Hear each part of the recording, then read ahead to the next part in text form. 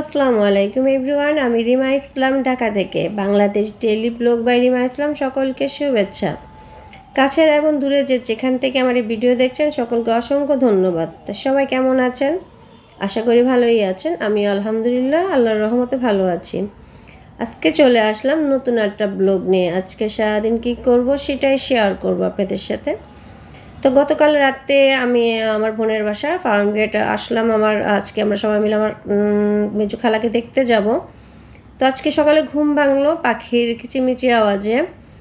সকালবেলা পাখিগুলো এত সুন্দর করে ডাকতেছিল, খুব নিরিবিলি, মানে কোনো সাউন্ড নেই, শুধু পাখির আওয়াজই শোনা যাচ্ছিল। তা ভাবলাম একটু ভিডিও করে নিই পাখিগুলো। এখানে কিছু কাকাতুয়া আছে, কবুতর আছে, ঘুঘু আছে, অনেকগুলো পাখি দেখলাম।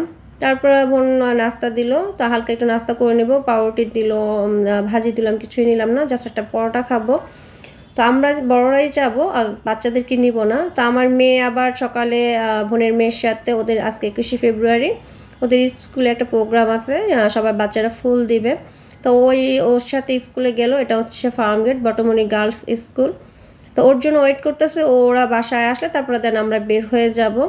তো আমার মেয়ে কিছু ভিডিও করে নিয়ে আসলো, ভাবলাম আপনাদের সাথে একটু শেয়ার করে দিই ছবিগুলো। পুরা স্কুলে ব্যানার দিয়ে সাজানো, শহীদ মিনার অনেকেই ফুল দিল। তো এই যে বোনের মেয়ে, ওরা আবার কিছু ছবি তুললো, তো বাসায় চলে আসলো ওরা। আমরা এখন বের হব, শুধু আমি, আম্মু, ছোট বোন, ভাইয়া আর ওর ছেলেটা যাবে, আর মেয়েদেরকে নিব না। আমরা জাস্ট খালাম্মাকে দেখে চলে আসব। হসপিটালে ছিল যখন, তখন আসলে বিভিন্ন ঝামেলার কারণে যেতে পারিনি। এখন খালামণিকে বাসায় নিয়ে আসছে, তো ভাবলাম যে একটু দেখ। আম্মু তার বোনের জন্য অনেক কান্নাকাটি করতেছে, মন খারাপ, তাই ভাবলাম আম্মুকেও নিয়ে যাই, আমরা একটু দেখে আসি, যেহেতু খালাম্মার অবস্থা ভালো না। তো আমরা এখন বের হলাম। আর এই গলিটা হচ্ছে মণিপুরি পাড়া, ফার্মগেট 6 নম্বর গলি। এখানে আগে আমলিকে স্বরাষ্ট্রমন্ত্রীর বাসা, সাদা বিল্ডিংটার পিছনেই। তো আমি আর বাকি কিছু বললাম না, তো ওনারা এখন এখানে কেউ নাই। তো আমরা গাড়িতে উঠে গেলাম। তো আজকে যেহেতু 21 ফেব্রুয়ারি, রাস্তাটা পুরাই ফাঁকা। আর ড্রাইভারকে বললাম যেন শাহবাগ রাস্তা দিয়ে না যায়, ওখানে আজকে প্রচুর জ্যাম থাকবে, যেহেতু 21শে ফেব্রুয়ারি প্লাস শুক্রবার। তো প্রচুর মানুষ বের হবে স্বাভাবিক ফুল দেওয়ার জন্য। তো আমরা অন্য রাস্তা দিয়ে এখন যাচ্ছি। আর রাস্তাটা মোটামুটি পুরাই ফাঁকা বলতে গেলে, সকাল টাইম যেহেতু হয়তো বা সেই জন্যই ফাঁকা, এখন ওইভাবে মানুষ বের হয় নাই। তারপরে ছেলে মেয়েদেরকে নেই, ছেলেমেয়েরা আজকে বাসায়, ওরাও আসতে চেয়েছিল, ওদের জন্য একটু মন খারাপ যে ওদেরকে আনতে পারলাম না। অসুস্থ মানুষ, ওখানে বাচ্চাদেরকে নিয়ে গ্যাদারিং করার কোনো মানে হয় না। শুধু বোনের ছেলেটাকে নিয়ে আসলো, ছোট বোন, ও আসতে চাইলো। আর আমার ছোটো ভাই একটু ঠান্ডা প্রবলেম, যেহেতু এসি চলতেছে, ওই জন্য নাকের মধ্যে রুমাল বেঁধে রাখছে। তো এরকম ফাঁকা রাস্তাটা অনেক দিন পরে পেলাম। ঢাকা শহরে আসলে এরকম ফাঁকা রাস্তাটা সচরাচর এখন দেখাই যায় না।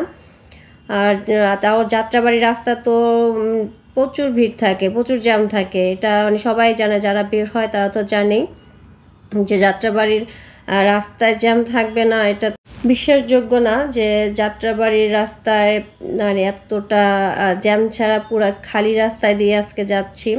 আমি যখন দেশের বাড়িতে গেলাম সকাল টাইমে, তখনও কিন্তু জ্যাম ছিল। আজকে হয়তো বা 21শে ফেব্রুয়ারি প্লাস শুক্রবার, দুইটার কারণে হয়তো বা রাস্তা এতটা ক্লিয়ার।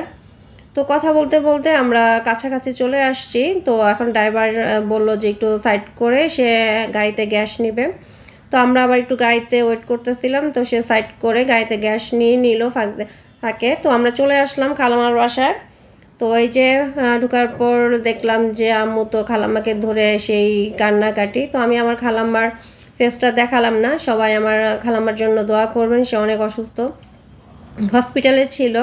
তো ডাক্তার বলে দিল যে আপনারা বাসায় নিয়ে যান, আর যতটুকু পারেন বাসায় নিয়ে সেবা যত্ন করেন। তো হালকা একটু নাস্তা খেয়ে করে নিলাম। তো অনেক কিছুই দিল, বাট খেতে ইচ্ছা করতেছিল না, যেহেতু বাসা থেকেই নাস্তা করে আসলাম। শুধু চাটা নিলাম, ওকে বললাম ঝামেলা না করার জন্য। তারপরে দেখলাম সে অনেক কিছু আয়োজন করতেছে, খালতো বোন, যেহেতু খালামুনি অসুস্থ। আগে সবসময় খালামাই রান্না করতো, আর আমার খালামার হাতের রান্না সেই মজা। সবসময় ছোটো খালতো আমরা খালামার সবাই একসাথেই ছিলাম নাখালপাড়া। তারপরে যে যার বিয়ের পর সংসার আলাদা, যে যার মতো হয়ে গেলাম। তো ওর রান্নাটা দেখতেছি যে খালতো বোন কী রান্না করলো। দেখলাম খালতো বোন ভালোই আমাদের জন্য অনেক কিছু রান্না করলো, অনেক আইটেম করলো। তো নিষেধ করলাম যে এত কিছু তো দরকার ছিল না। তো ও বললো যে অনেকদিন পরে আসছো, আজকে আমার হাতে রান্না খেয়ে যাও। তো এখানে জোহরের আজান দিয়ে দিল। আজকে যেহেতু জুমার নামাজের দিন, ওরা বোনের ছেলে আর ভাইকে বললাম নামাজ পড়তে যাওয়ার জন্য। তো ওই ফাঁকে চা দিল আমাদেরকে, আবার যে চাটা নিয়ে ওর সাথে কথা বলতেছি। আর আম্মু খালাম্মা মামির বাসা, এই যে ওদের বাসার বেলকনি থেকে দেখা যায় আমার মামির বাসা। তো মামিও আসছে, আম্মুর সাথে কথা বলতেছে ওনারা বসে। তো আমি আবার বেলকনি থেকে মামির বউদেরকে ডাকতেছিলাম। তো কতক্ষণ বেলকনিতে আমরা দাঁড়িয়ে দেখতেছি যে বাইরে এখানে আশেপাশে আগে এত বিল্ডিং ছিল না। কয়েক বছর আগেও যখন আসলাম এই জায়গাগুলো খালি ছিল। এখন ঢাকা শহরে আসলে কেউ খালি জায়গা রাখে না, দেখা যায় একটা বিল্ডিং তুলতে পারলেই তো ভালো অ্যামাউন্টের ভাড়া পাওয়া যায়। তো নামাজ শেষ করে ওরা চলে আসলো। আমরা এখন দুপুরে খাওয়া দাওয়া করে, ছোটো ভাইয়ের আবার কাজ আছে, ও তাড়া দিতেছে বের হওয়ার জন্য। তো খাওয়া দাওয়াটা শেষ করে হয়তো একটু রেস্ট নেব। রেস্ট নিয়ে আমরা আবার এখন বের হয়ে যাব খাওয়া দাওয়া করে। আর ড্রাইভার বলল যে বিকালে জ্যাম হতে পারে, মানুষ বিকাল টাইমে বের হয়। তো রান্নাগুলো আলহামদুলিল্লাহ অনেক ভালো হয়েছে। আমার খালতো ভাই নাকি মাছ রান্না করলো, ও কখনো রান্না করে নাই, আজকে আমাদের জন্য করলো। তো খুব একটা খেতে পারতেছিলাম না, যেহেতু হয়তো জার্নি করে আসছি নাকি জানি না। খালতো ভাই একটু রাগ করতেছে যে কেন আমরা খাওয়া দাওয়া ঠিক করে করতেছি না। যে এই মাছটা আমার খালতো ভাই রান্না করেছে, আলহামদুলিল্লাহ অনেক ভালো হয়েছে। ও বারবার বলতেছে আপু নেও। তো খাওয়া দাওয়া শেষ করে হালকা কোল্ড ড্রিঙ্কস খেলাম। তারপর খালামার সাথে একটু দেখা করে এখন আমরা বিদায় নিব। তো ওরা খুব বলতেছে থাকার জন্য। তো আপনারা আমার খালামার জন্য সবাই একটু দোয়া করবেন যেন আল্লাহ তাকে তাড়াতাড়ি সুস্থ করে দেয়। এখন সবাই ওনার সাথে মানে বিদায় নিতেছে। খালামাকে বলতেছে যেন আমাদের একটু দোয়া করে দেয়। সে তো কথা বলতে পারতেছে না, হাতের ইশারায় আমাদেরকে সবাইকে মুছে দিচ্ছে। তো অনেক খারাপ লাগতেছে খালামার জন্য। একটা সময় এই খালামার বাসা কত আসা যাওয়া করলাম, যখন আমরা নাখালপাড়া একসাথে ছিলাম। খালামা আমরা পাশাপাশি বিল্ডিংয়ে তখন থাকতাম, তখন ছোট ছিলাম। সকাল বিকাল দৌড় মারতাম খালামার বাসায়। আর খালামার হাতে রান্না অসাধারণ ছিল। তো যাই হোক, আল্লাহ যেন খালামাকে সুস্থ করে দেয়, সবাই কাছে দোয়া চাই। খারাপ লাগতেছে, তো ওদের কাছ থেকে বিদায় নিয়ে বের হব। ওরা খুব বলতেছে থাকার জন্য, খুব মন খারাপ দুইজনেরই। আম্মুকে থাকতে বলছি, কিন্তু আম্মু থাকবে কি করে, আম্মু নিজেই অসুস্থ ঠান্ডায়, ওনাকে বাসায় নিয়ে ডাক্তার দেখাতে হবে, ঠান্ডা ভালো হচ্ছে না। তো ওরাও আমাদের সাথে গাড়ি পর্যন্ত আসলো। তো যে ভয়টা পেয়েছিলাম ঠিক তাই, পুরো রাস্তায় জ্যাম, মানে গাড়িটা আস্তে আস্তে যাচ্ছে, প্রত্যেকটা সিগন্যাল না, পুরো জ্যামে অটো রিক্সা তারপরে বাস সব কিছুই হজবরল অবস্থা। ফ্লাইওভার ওঠার পর থেকে ফ্লাইওভারে পুরো সিরিয়াল, গাড়ি আগাচ্ছেই না। তারপরে কি করার, কিছুই করার নেই। হাজব্যান্ড আবার ফোন দিল, সে আসতেছে, বলল যে আমরা যেন বাসা যেয়ে রেডি হয়ে থাকি। বোন বলতেছে আচ্ছা জাহিদ ভাই আসুক, পরে দেখা যাবে, আজকে যায় না যায়।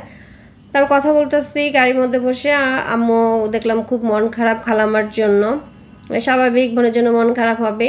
তো লাস্টে একটু রাস্তা ফাঁকা, গাড়ি স্পিডেই যাচ্ছে এখন, আলহামদুলিল্লাহ এখন রাস্তাটা একটু ফাঁকা পেলাম। তো আসার সময় মামি খুবই মন খারাপ। মামতো ভাইরাও আসছিল, আসলে ওগুলো ভিডিও করা হয়নি। ওরা থাকার জন্য অনেক অনুরোধ করলো। মামি বলল যে ওনাদের বাসায় গেলাম না, শুধু খালামাকে দেখা করে চলে আসলাম, আসলে সময় হচ্ছিল না। ফার্স্টে তো বাচ্চাদের রেখে আসছি, তারপর এখান থেকে এখন যাত্রাবাড়ি থেকে যাব ফার্ম গেট, তারপর হাজব্যান্ড আসতেছে, ওখান থেকে উত্তরায় যাব, আম্মু আবার বাসা চলে যেতে পারে। তো সব মিলিয়ে একটু আর্লি বের হলাম। মামিদের বাসা বললাম যে আল্লাহ যদি বাঁচায় রাখে আবার আসবো। তারপর স্বাভাবিক মন তো একটু খারাপ হবে। কথা বলতে বলতে বাসার অনেকটা কাছাকাছি চলে আসছি। হাজব্যান্ড আবার ফোন দিল, ও বললো যে ফার্ম গেট চলে আসছে। তো আমার বোন বললো যে জাহিদ ভাই আসুক, তো আজকে তোমাদের যাওয়া হবে না, আজকে সবাই থেকে যাবা, আগামীকালকে দুপুরে খাওয়া দাওয়া করে বিকালে চলে যেও। তারপর ওদের বাসা চলে আসলাম। আসার পর মেয়ে, আমি, বোনের মেয়ে সবাই মিলে ছাদে গেলাম। ওদের ছাদটা আসলে আশেপাশে অনেক বিল্ডিং, যেহেতু ফার্ম গেট এলাকায়, তো এমনিতেই